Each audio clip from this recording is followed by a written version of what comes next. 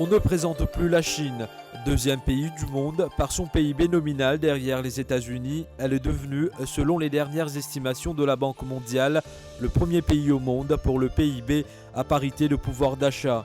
Le pays est immense avec des différences notables entre le nord et le sud, l'est et l'ouest. Hunan a de riches ressources agricoles. On dit que dès que les cultures de Hunan et de Guangzhou sont mûries, la bonne récolte est suffisante pour tous les Chinois. Hunan est réputée comme la région riche en poissons et en riz. De plus, la production des sous-produits agricoles est au premier rang du pays. Hunan est la province natale du premier président de la République populaire de Chine, Mao Tse-tung. Elle s'étend sur le cours moyen du fleuve Yangtze et sur le sud du lac Dongting. La rivière Jiang traverse la province et baigne plusieurs de ses principales villes. L'abréviation officielle de la province est donc Xiang. La province de Hunan est divisée en 13 villes administratives.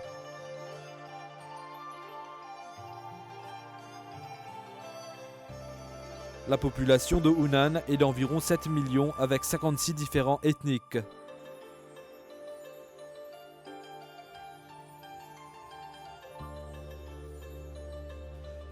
Ainsi, la province de Hunan offre la vision d'une contrée riche tant par la diversité de sa population que par son économie largement agricole.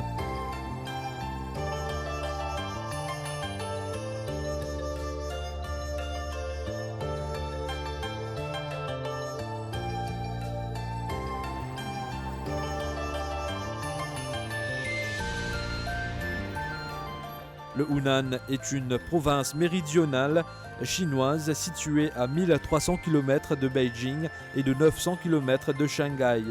C'est une des provinces de la Chine qui possède le plus de riches ressources touristiques et aussi une des provinces les plus fréquentées par les touristes chinois et étrangers.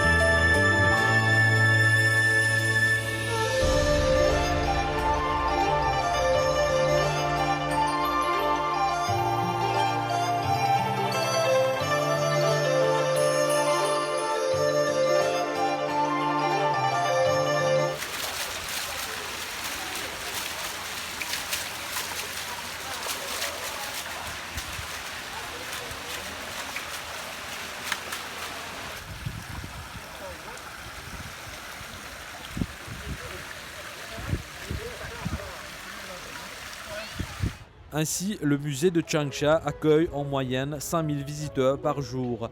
Le musée constitue le troisième espace du centre dédié à la culture.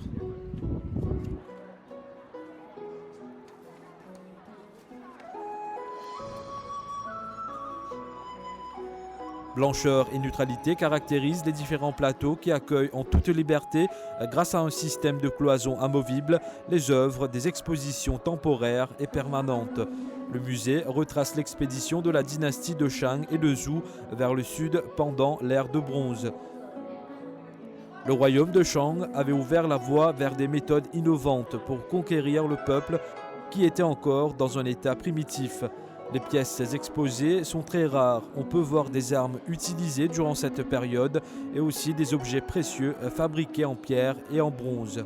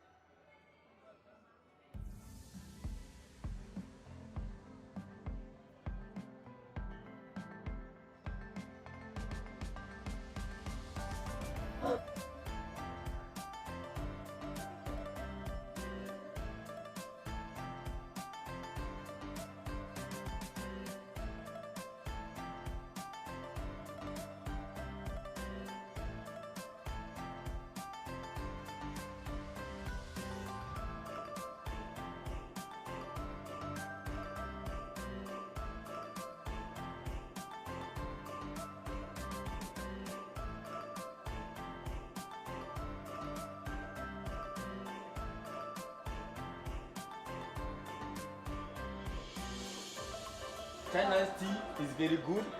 China's white is very, very good.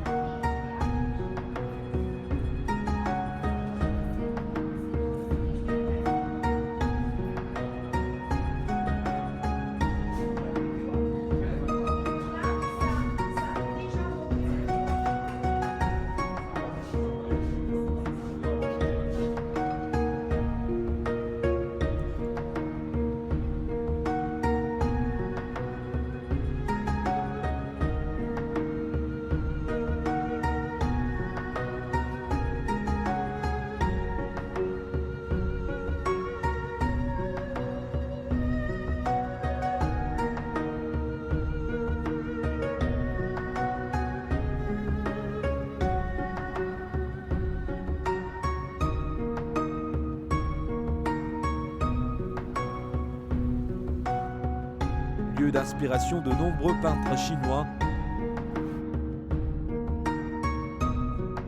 Outre Changsha, d'autres villes sont aussi riches en histoire et culture. Ainsi, la ville de Zhangjiajie est réputée dans le monde entier pour ses riches ressources touristiques.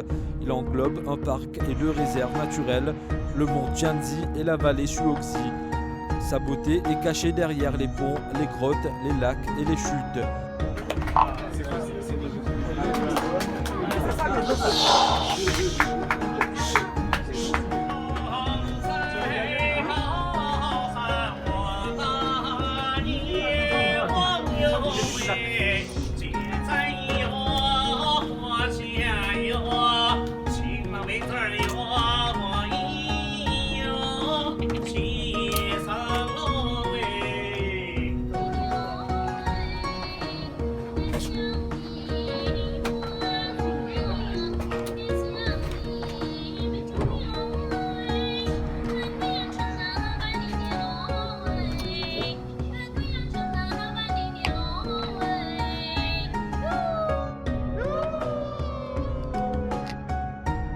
Zhangjiajie a aussi une ressource de faune et de flore, y compris 850 différentes espèces de la plante ligneuse et 146 vertèbres, parmi lesquelles 56 plantes et 40 animaux préservés par l'État. Il abrite des variétés d'arbres rares et plusieurs espèces d'animaux en voie de disparition, comme la panthère longibande. Le parc a inspiré James Cameron pour son film Avatar. Zhangjiajie et en particulier Wuling est classé au patrimoine mondial de l'UNESCO depuis 1992. La ville est la plus proche de la grotte Wanlong, un important site touristique chinois. Le climat est subtropical, la végétation luxuriante nous donne un été frais et hiver doux. La température moyenne annuelle est de 13 degrés en été et de 10 degrés en hiver. La réserve est une destination estivale idéale. Le charme de la réserve varie selon l'alternance des saisons. Les meilleures saisons pour y aller sont le printemps, soit avril et mai, et l'automne, soit septembre et octobre. L'environnement et l'air frais offrent également aux visiteurs une chance de s'approcher de la nature. Dans la réserve, on a aussi de la chance de voir des animaux parce que les forêts offrent aux animaux un habitat idéal pour vivre et se multiplier. Les voyageurs entendront le chant des oiseaux et les singes jouant sur les arbres. Le mont Tianmen se situe à proximité de la ville et est accessible par un téléphérique depuis la gare de chemin de fer de la ville. Le téléphérique a été construit par l'entreprise française Poma. Il est de 7455 mètres de long. C'est le téléphérique le plus long du monde. La différence verticale entre la station supérieure et la station inférieure est de 1279 mètres. Sa vitesse est de 6 mètres par seconde et il peut transporter 1000 personnes par heure jusqu'au sommet de la montagne.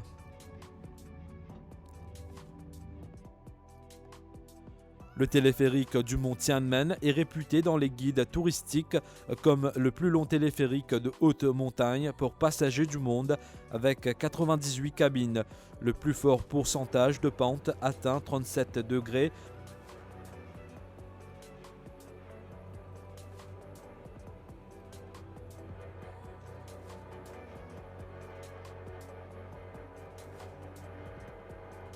Pour ceux qui cherchent une bonne dose d'adrénaline, le pont en verre accolé à la falaise du mont Tianmen est idéal, une escapade qui donnera l'occasion de défier le vertige. La vue est clairement imprenable avec cette passerelle de verre construite le long de la falaise. C'est impressionnant, un prodige, un site touristique incontournable. La vue est imprenable et panoramique dans ce passage en verre transparent de 60 mètres. La particularité concerne son matériel de construction, le verre. Chaque verre peut soutenir 1000 kg. Quand il fait beau, le ciel bleu et les nuages se reflètent sur le verre, ça donne l'impression de marcher dans l'air. Quand il y a de la brume, la passerelle est vaguement visible, ce qui rend la marche beaucoup plus excitante. Si on a de la chance, on peut voir des aigles voler dans le ciel. C'est une expérience inoubliable. Il faut descendre 1000 marches pour arriver au bas du mont Tianmen. De là, on peut voir l'énorme béance qui traverse la montagne et qui est appelée Porte du ciel. Depuis les temps les plus anciens, les dieux et les hommes ont toujours cohabité en Chine. Les Chinois ont associé les montagnes, mais aussi les rivières, à la croyance du Bouddha, le Tao et d'autres divinités. On dit que tous ceux qui veulent fabriquer les élixirs d'immortalité, éviter les troubles et vivre en ermite doivent entrer dans la montagne. Faisons un tour au Dameisha Shishopaok, qui a la plage le plus longue d'environ 1800 km. Il a été ouvert au public en 1999. Sa construction a coûté 120 millions de yuan. C'est une attraction 5 étoiles qui attire beaucoup de touristes vu qu'il se situe près du parti est du Special Economic Zone. Dameisha a une eau claire, une large plage de sable fin, Le parc est divisé en zones de baignade, zones sportives, zones de loisirs, zones de divertissement et zones de barbecue. Il y a de la corde à ski nautique, du beach volley, du beach soccer et de nombreux autres projets de loisirs.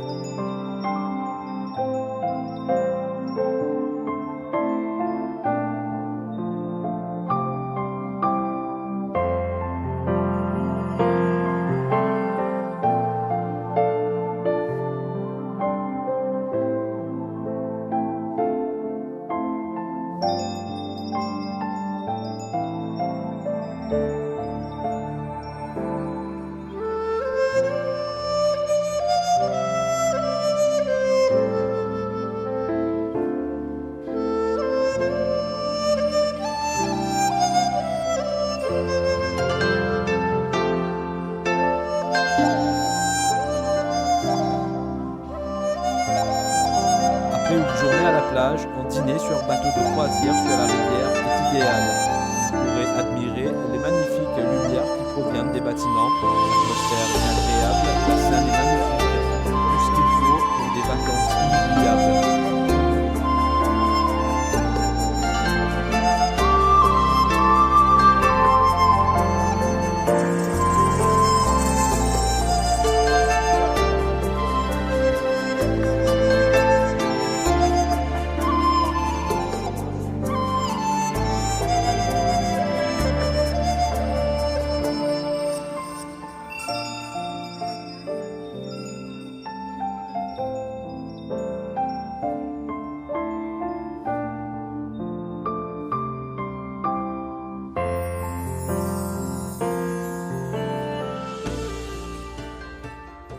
Nous sommes sûrs que vous en reviendrez comme nous, charmés et séduits.